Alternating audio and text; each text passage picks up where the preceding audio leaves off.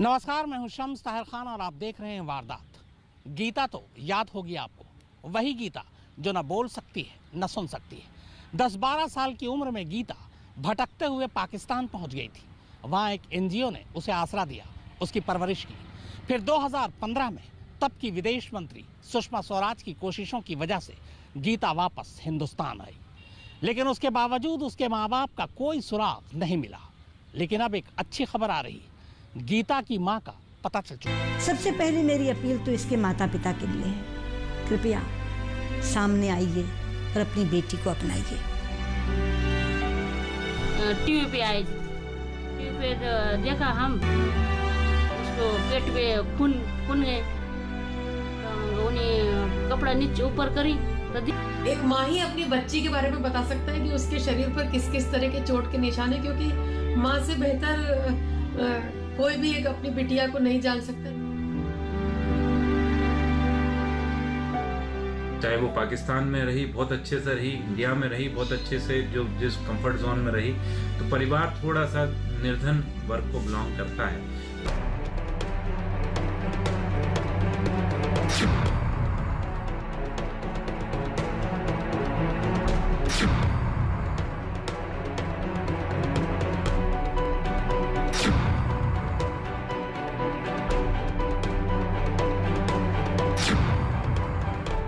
ये गीता है, भोली भाली सूरत और चेहरे पर हमेशा मैग्नेटिक स्माइल के साथ नजर आने वाली गीता। गीता याद तो होगी आपको, अरे वही मूक बधिर बच्ची जो बचपन में गलती से सरहद पार पाकिस्तान चली गई थी और वहां की एक सामाजिक संस्था ईदी फाउंडेशन ने जिसे बड़े लाड़ प्यार से पाला था, बड़ा किया था, जिसे तत्कालीन विदेश मंत्री सुषमा स्वराज की कोशिशों से साल 2015 में भारत लाया गया। गीता तब से लेकर अब तक इंदौर में दिव्यांगों के लिए काम करने वाली संस्था आनंद सर्विस सोसाइटी में रह रही थी, लेकिन अब गीता की जिंदगी में एक गजब का ट्विस्ट आ गया है। ये ट्विस्ट खुशनुमा है। अभी गीता जा रहे हैं और जिंतूर में एक पता लगा है कि गीता के माता पिता हो सकते हैं। जी हाँ, एक बार फिर गीता की जिंदगी में उम्मीद जगी है कि वो अपनी असली माँ और घर वालों से वापस मिल सकती है, अपनी माँ के साथ बाकी की जिंदगी खुशहाली से गुजार सकती है, क्योंकि महाराष्ट्र के परभणी की रहने वाली 70 साल की एक महिला ने यह दावा किया है कि गीता उनकी 2 बेटियों में से एक है, जिनमें से एक बचपन में ही खो गई थी और तब से लेकर आज तक वो गीता से मिलने के लिए बेचैन थी। मैं पुजारी है, तो वो मेरे पीछे आ गई, तो उसको बोली मैं गीता, तो उसको बोली मैं घर को जा, तो वो बोली रन्नी को लगी, तो मैं जोर से बोली घर को जा, बहुत चिल्ला रही वो, तो मैं उसको हकल दिया जोर से। वो मैं घर को गई क्या नहीं गई, मैं मंदिर के पास होती, तो मैं उसको घर को गई तो घर को नहीं मिली, तो मैं देखने गई मैं तो नहीं मिली। लेकिन ये पहला मौका नहीं है जब किसी ने खुद को गीता का रिश्तेदार बताया है, खुद को गीता के माँ बाप होने का दावा किया है। इससे पहले भी कम से कम 20 से ज्यादा परिवारों ने गीता को अपनी बेटी बताते हुए उसे अपनाने की कोशिश की थी, लेकिन डीएनए टेस्ट से लेकर दूसरे जांच में तमाम दावे फेल होते चले गए। मगर इस बार परभणी की जिस महिला ने खुद को गीता की माँ होने का दावा किया है, फौरी तौर पर उसके दावे में दम नजर आता है। दम इसलिए क्योंकि उसने न सिर्फ पहली ही नजर में गीता को पहचान लिया, बल्कि गीता के पेट में जले का एक ऐसा निशान होने का खुलासा किया जिसके बारे में दूसरे लोगों को पता नहीं था। ऐसे में बहुत मुमकिन है कि अपने माँ बाप या परिवार से हमेशा हमेशा के लिए मिलने की गीता की ख्वाहिश अब करीब 20 सालों के बाद जाकर पूरी हो जाए। गीता जब गलती से पाकिस्तान पहुंच गई थी तब उसकी उम्र यही कोई 10 से 12 साल की रही होगी। तब से लेकर 2015 तक वो पाकिस्तान में ही रही। साल 2015 में गीता को भारत लाए जाने के बाद उसे तत्कालीन विदेश मंत्री सुषमा स्वराज और उनके मंत्रालय की कोशिशों से इंदौर की आनंद सर्विस सोसाइटी को सौंपा गया। इस सोसाइटी ने न सिर्फ गीता का अब तक ख्याल रखा, बल्कि मूक बधिरों की खास भाषा के जरिए उससे संवाद भी करते रहे उसके खोए हुए परिवार को ढूंढ निकालने की कोशिश करते रहे। इस सिलसिले में संस्थान ने बिहेवियरल एक्टिविटीज के कुछ एक्सपर्ट्स के जरिए गीता के हाव भाव पर गौर किया।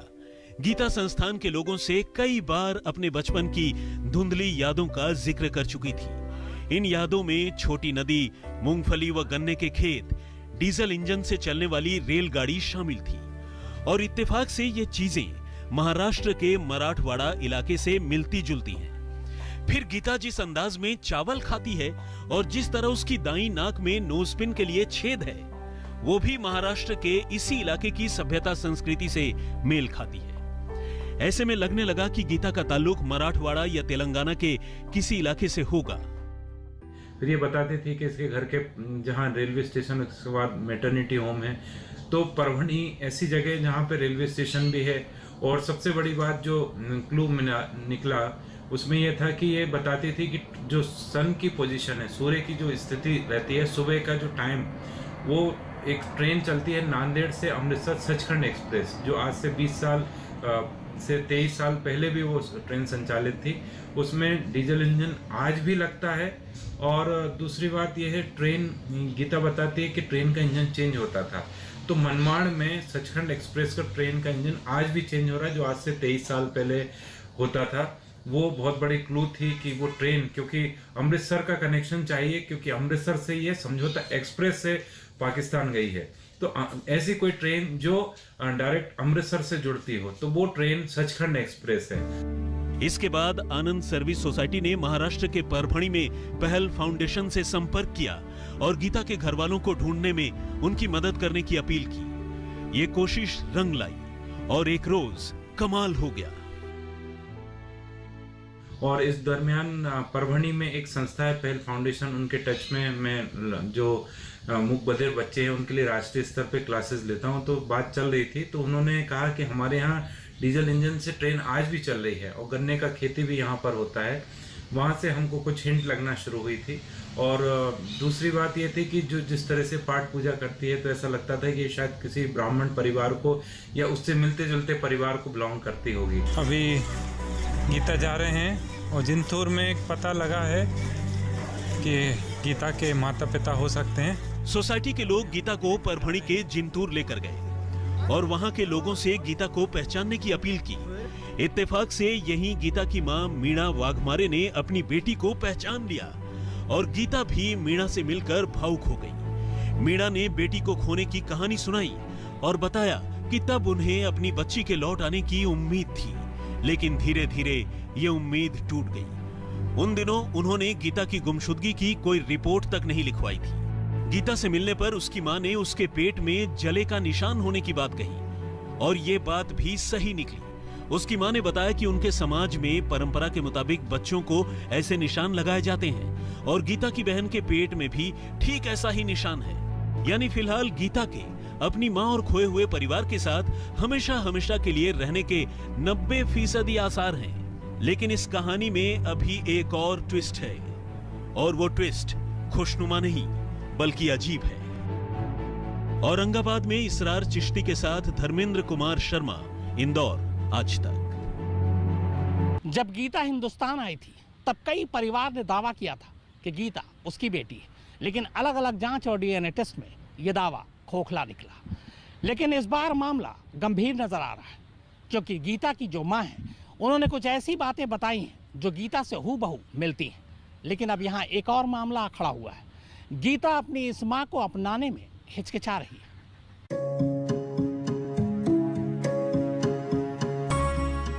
गीता को उसकी असली मां तो मिल गई। मां ने बेटी को और बेटी ने मां को गले लगाकर जमाने भर की खुशियां भी एक ही झटके में हासिल कर ली। मां ने गीता को ही अपनी बेटी होने और खुद को गीता की मां होने के कई सबूत दिए। यहां तक कि परभणी के जिंतूर इलाके के लोगों ने भी गीता को देखते ही पहचान लिया कि ये उन्हीं के गांव की रहने वाली वो लड़की है जो 20 साल पहले कहीं खो गई थी। लेकिन इसके बाद कहानी में एक अजीब सा ट्विस्ट आ गया। ये ट्विस्ट खुशनुमा नहीं बल्कि झटका देने वाला है, और वो ये कि अब इतने सालों के बाद जब गीता को उसकी असली मां मिली है, मां गीता को अपनाने को भी तैयार है। लेकिन गीता के मन में अपनी मां के पास जाने को लेकर झिझक है। वो हिचकिचा रही है। आखिर क्यों? सुनिए 2015 में गीता के पाकिस्तान से आने के बाद से लेकर अब तक गीता की परवरिश और देखभाल करने वाले उस शख्स से जिन्होंने गीता की मां को ढूंढ निकाला है। बाकी एक बात और थोड़ा बताना चाहूंगा कि गीता काफी, चाहे वो पाकिस्तान में रही बहुत अच्छे से रही, इंडिया में रही बहुत अच्छे से, जो जिस कंफर्ट जोन में रही, तो परिवार थोड़ा सा निर्धन वर्ग को बिलोंग करता है, तो वहाँ एडजस्टमेंट में थोड़ी दिक्कत। डीएनए कराना सरकार का काम है बेसिकली, और गीता को थोड़ा सा प्रॉब्लम है कि गीता का ब्लड सैंपल भी हमने जैसे बोला तो वो बोले कि नहीं मेरा खून कम हो जाएगा, मैं बहुत कमजोर हूँ। तो वहाँ से फिर हमको एक ये है कि विदेश मंत्रालय में ऑलरेडी डीएनए की जो रिपोर्ट है वो जमा है। असल में गीता अपने 3 भाई बहनों में से एक है। गीता की एक और बहन है जो परिवार के साथ रहती है, जबकि गीता का एक भाई भी है। लेकिन ठीक गीता की तरह वो भी कुछ साल पहले अपने घर से ऐसा गुम हुआ कि उसके घर वालों को वो दोबारा ढूंढे नहीं मिला।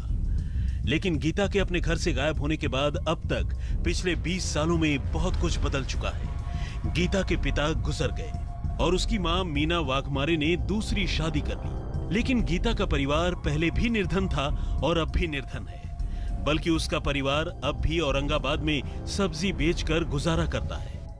जब गीता को लेके हम जिंतूर में गए थे लोकली, तो लोगों ने पहचान लिया, आइडेंटिफाई किया जो उसके बस्ती के लोग थे, और गीता की माँ और बहन बिल्कुल 100% श्योर हैं कि गीता उनकी बेटी है। और अब सारी चीज़ें डीएनए होने के बाद ही क्लियर हो पाएंगी। मतलब बहुत क्लोज रिसर्च है गीता को लेकर, और डीएनए से पूरी पिक्चर क्लियर हो जाएगी। इधर गीता बेशक अपने माँ बाप से दूर हो, लेकिन पाकिस्तान से लेकर हिंदुस्तान तक गीता की जिंदगी अब काफी बेहतर हो चुकी है। एनजीओ में ही सही, लेकिन वो अच्छे माहौल में पली बढ़ी है। अब भी पढ़ रही है, ट्रेनिंग ले रही है, और उसकी जीवन शैली खुद उसके परिवार से कहीं बेहतर है। ऐसे में गीता को अपने परिवार में एडजस्टमेंट करने में भी दिक्कत हो सकती है। 30 दिसंबर को हमको लग गया था, क्योंकि जब हम मिले सारी चीज़ें हुई, और जनवरी में हमने उसको वहाँ पे छोड़ा परभणी में, और 10-11 जनवरी के तब से हमको लगातार विश्वास है कि यही परिवार होना चाहिए। और इन्हीं सच्चाइयों के बीच एक सच्चाई ये भी है कि गीता अब अपने डीएनए टेस्ट के लिए सैंपल देने तक से आनाकानी कर रही है। हालांकि ये भी एक सच्चाई है कि गीता के डीएनए सैंपल पहले ही विदेश मंत्रालय के पास मौजूद हैं, जिन्हें पहले कई बार गीता को अपनी बेटी बताने का दावा करने वाले अलग अलग लोगों के सैंपल से मैच करवाया गया है। ऐसे में गीता को अब शायद नए सिरे से सैंपल देने की जरूरत भी नहीं है। बस जरूरत इस बात की है कि गीता की मां का डीएनए टेस्ट करा लिया जाए, और अगर ये मैच हो तो मां बेटी को हमेशा हमेशा के लिए मिला दिया जाए। फिर चाहे गीता जहां भी रहे खुश रहे। खुद गीता की मां भी यही चाहती है।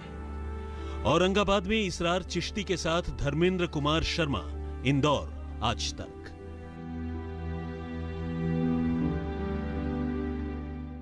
तो इस खबर पर हमारी नजर बराबर बनी हुई है। फिलहाल वारदात में इतना ही। नमस्कार, मैं हूं अंजना ओम कश्यप। हमें उम्मीद है ये वीडियो आपको पसंद आया होगा। लेटेस्ट खबरों के लिए यूं ही देखते रहिए आज तक, और इस वीडियो के पसंद आने पर लाइक, शेयर एंड सब्सक्राइब करना ना भूलें।